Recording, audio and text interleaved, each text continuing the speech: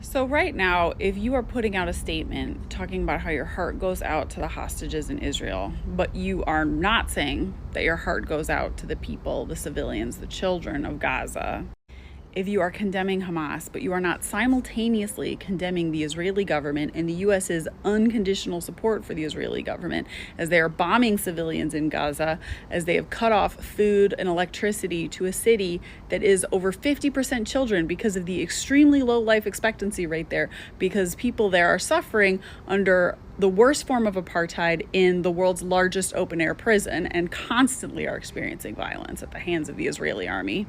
If you didn't give a shit what was happening in Palestine up until 2 days ago, that is because you see Israelis as people and you do not see Palestinians as people.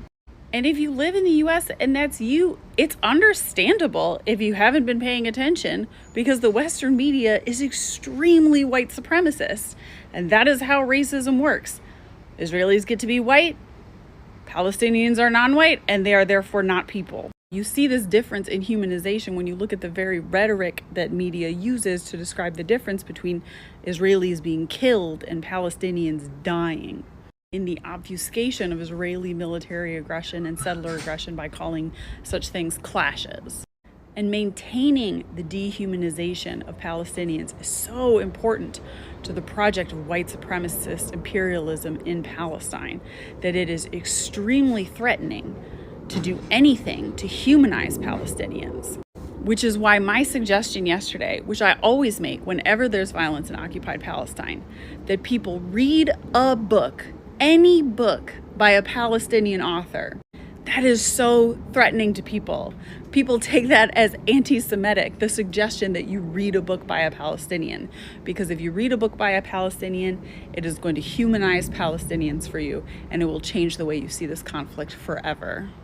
A few years ago on YouTube, I created the Read for Palestine challenge. And apparently that was so threatening that it got me put on an Israeli block list, and this notorious website, which I won't name, but which keeps tabs of, people they say are notorious anti-Semites. And I, an outspoken Jewish author, am, according to them, a horrible anti-Semite because I encourage people to read Palestinian literature. So before you fix your mouth to say anything about what is going on in Israel and Palestine right now, ask yourself, have you sought out Palestinian voices to listen to? Have you ever read a book by a Palestinian author? If you need suggestions, check out my last video.